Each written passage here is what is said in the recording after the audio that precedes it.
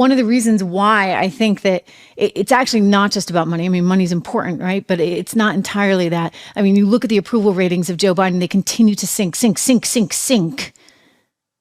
I mean, it's like just a deep, dark hole, and he keeps going down. And I don't know how he's ever going to swim back up, because you get a lot of things going on, many of which I firmly believe are his fault.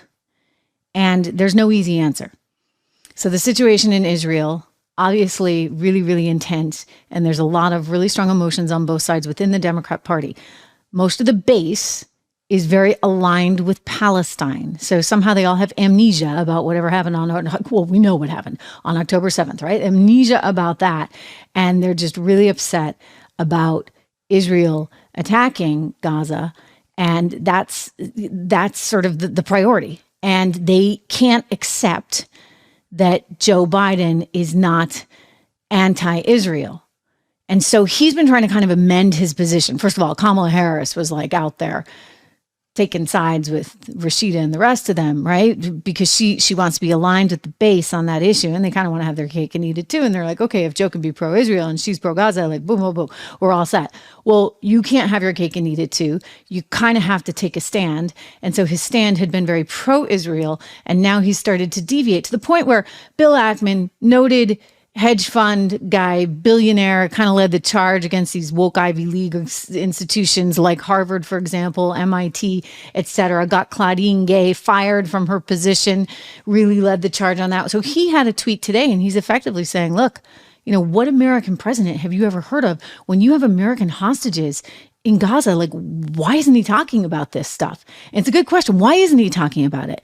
Well, maybe because he's getting more soft on Gaza and Palestine and anti-Israel. What is the reason? Well, some reporters asked him about this today. Oh, gosh, was he furious. I'm surprised we didn't hear an F-bomb or two that he's been noted to just drop out. Don't they say that's a sign of dementia too? You know, you start swearing uncontrollably. Anyway, here he is. Watch. On Israel, aid to Israel, Mr. President. Pardon me? Did you threaten to stop military aid to Israel? I asked them to do what they're doing. You need to follow what the needs to hostages.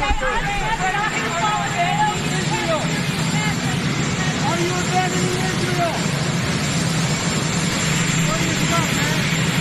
Are you abandoning Israel?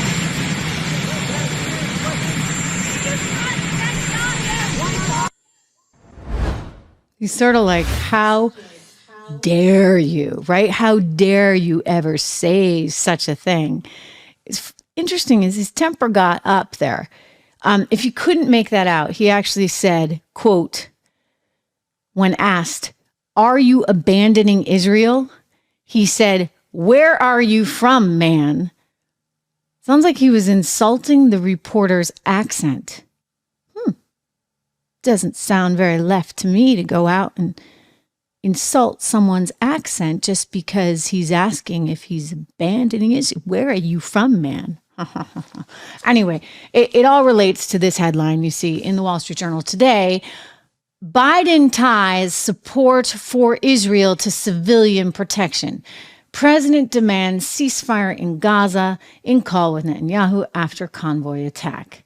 So he wants to say, okay, if you're going to get any money, then you have to protect the civilians in Gaza. Well, that's kind of hard to do if, in fact, you have the bad guys hiding among the civilians, in some cases in hospitals. I know Israel tries very, very hard not to actually hit any civilians, but unfortunately, you know, these are the sad, horrific realities of war, which is why, you know what, Joe Biden, I'm going to go back to Afghanistan. Why the heck did you get out in the way that you did? Why didn't you leave any ground forces behind? It is your fault. It is Tony Blinken's fault. It is the fault of this administration and the utter lack of sensible policy that we're in the situation that we are in. That Iran felt like it had the ability to okay this. Think about that. Iran felt like it was emboldened because what did it get? Some $6 billion along with their hostages back from Joe Biden. He hand delivered them. and the money. And they're like, oh, well, you know what? That money was really theirs. And then they've told us that they actually locked and froze those accounts. We don't know. I just know this. The optics of it were Iran getting the hostages and getting the money, and Iran suddenly, within weeks' time, okaying that attack, that heinous, horrific attack that will live forever seared in our minds in Israel. So you know what, Joe? I don't think this is actually going to cost you the election. I think it's the economy and the border that's going to cost you the election. But hey, man, where are you from?